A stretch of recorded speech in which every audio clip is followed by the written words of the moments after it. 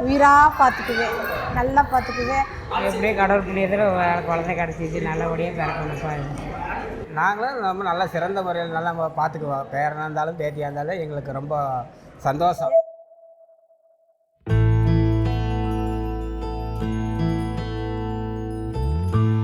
Days வந்து நமக்கு மட்டும்தான் ஸ்லோவாக போகுதா இல்லை எல்லாருக்கும் ஃபாஸ்ட்டாக போகுதாங்கிற மாதிரி ஈச் அண்ட் எவ்ரி டே வந்து ரொம்ப ரொம்ப ரொம்ப ஸ்லோவாக போச்சு.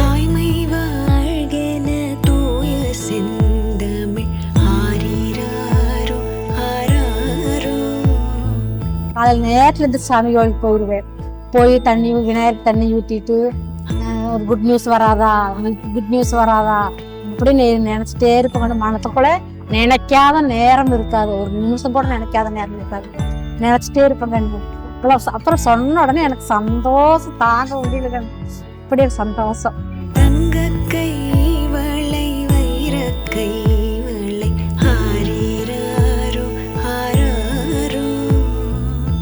இப்போ சந்தோஷமா நல்லாதான் இருக்காங்க.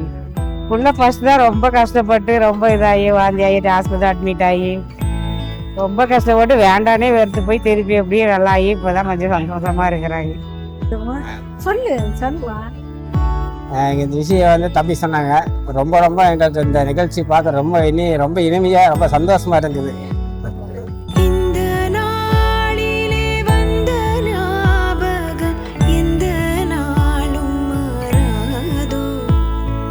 ரொம்ப எமோஷ்னலாக இருக்குது.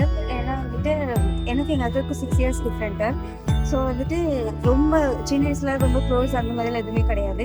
ஆனால் ஒரு சர்டன் டைமுக்கு அப்புறம் ரொம்ப க்ளோஸ் ஃப்ரெண்ட்ஸ் மாதிரி ஆகிட்டோம். அதுக்கப்புறம் என்ன ஒரு சித்தி ஆக போகிறேன் அப்படிங்கும்போது எனக்கு ரொம்ப சந்தோஷமாக இருந்துச்சு. இன்னொன்று நிறைய ரெஸ்பான்சிபிலிட்டி இருக்குது அப்படிங்கும்போது இன்னும் நிறைய ஒர்க் பண்ணணும், நிறையா பண்ணணும் அப்படின்ற மாதிரி இருந்துச்சு.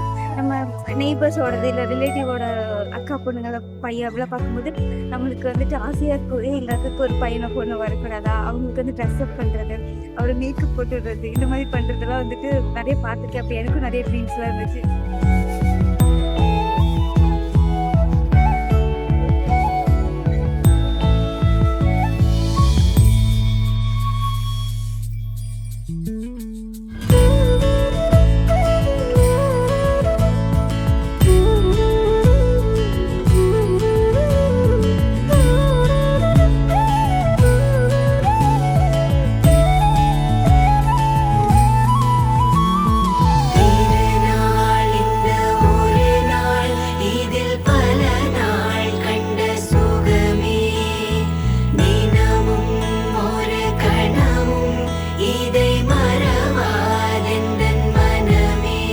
ரிக்வெஸ்ட் வந்து அவ மாதிரி இருந்தா ஓகே.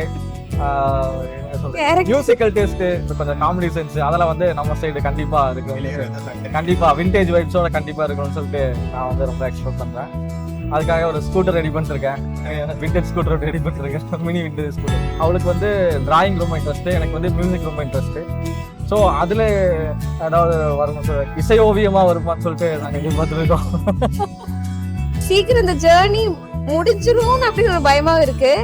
அப்புறம் முடியாம நீ கொஞ்ச நாள் இருந்தாலும் ஜாலியா இருக்கு அப்படின்னு இருக்கு. மிஸ் பண்ணுவோம் கண்டிப்பா. ஆமா, அந்த அந்த ஸ்கேன்ல போய் கேட்கிற அந்த சவுண்டா இருக்கட்டும், அந்த இமேஜ், அந்த குட்டி குட்டி காலு கை மூக்கு இதெல்லாம் பாக்குறப்போ அந்த அனாமலி ஸ்கேன் பார்க்கும்போது யாருக்குமே எமோஷனல் ஆகும் கண்டிப்பா. அது நம்மளோட ஜெராக்ஸ் அப்படின்னு சொல்லும்போது கண்டிப்பா ஒரு எமோஷனல் ஆகும். அது எல்லாருமே சொல்லுவாங்க, அது எல்லாருமே யூஸ்வல் தான். ஆனா நம்மளுக்குன்னு வரும்போது அது ஒரு எக்ஸ்பீரியன்ஸ், அது சொல்ல முடியாது.